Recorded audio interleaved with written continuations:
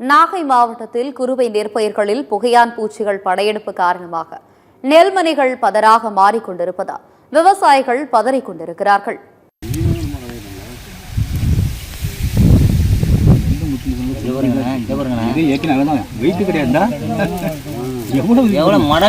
பச்சையா இருக்கிறதுல பூரா வந்து உட்காந்து பச்சையில தான் ஃபுல்லா பூச்சி உட்காந்துருக்கு.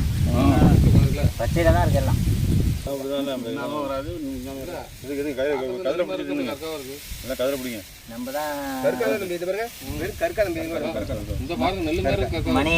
நாகை மாவட்டத்தில் சுமார் 25,000 ஏக்கர் பரப்பளவில் சாகுபடி செய்யப்பட்ட குறுவை பயிர்கள் அறுவடைக்கு தயாராகி வரும் நிலையில் அதில் சுமார் 5,000 ஏக்கர் பரப்பளவு வரை பதராக மாறிவிட்டதால் விவசாயிகள் சோகத்தில் மூழ்கியுள்ளனர்.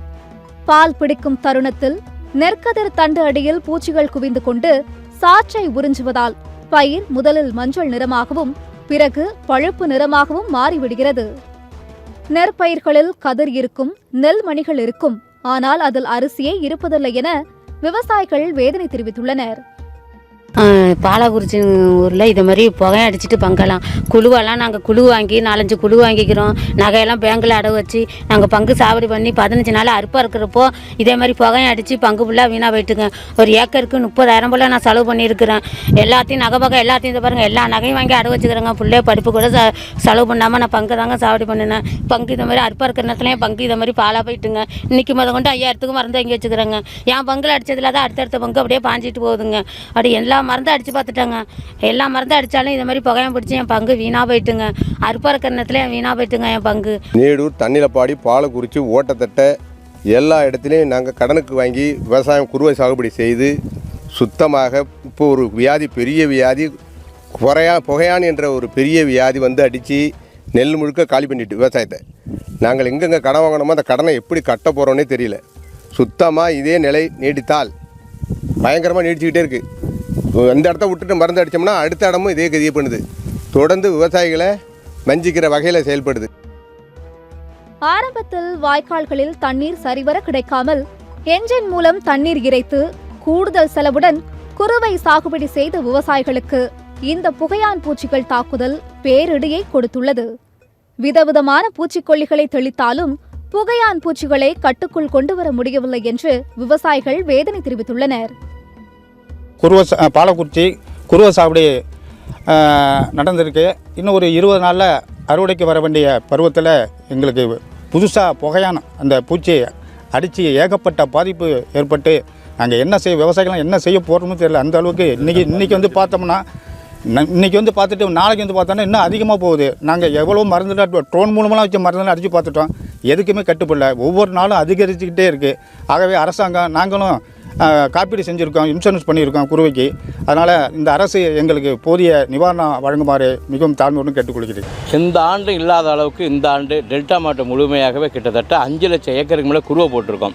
குறிப்பாக நாமக்கல் மாவட்டத்தில் நிலத்தடி தண்ணி இல்லாத பகுதி காவேரி நீரை நம்பி 1 லட்சம் ஏக்கருக்கு மேலே நாங்கள் அந்த குறுவை இந்த ஆண்டு சாகுபடி பண்ணியிருக்கோம்.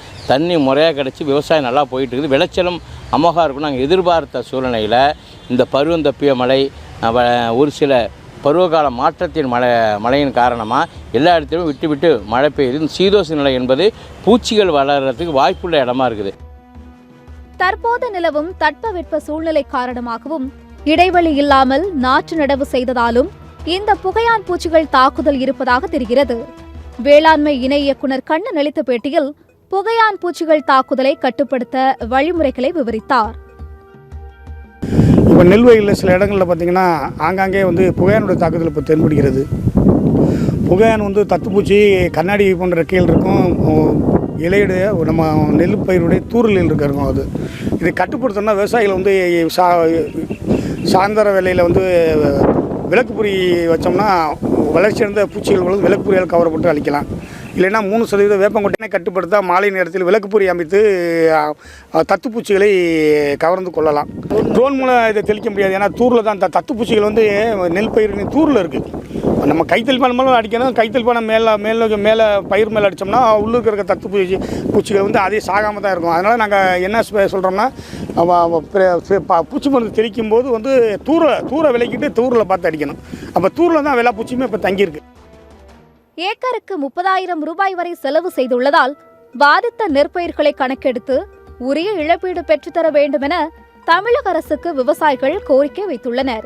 சத்தியம் செய்திகளுக்காக நாகை மாவட்ட செய்தியாளர் சீனிவாசனுடன் ஃப்ரைடே ஃபார் ஃபார்மர்ஸ் இயக்கம்.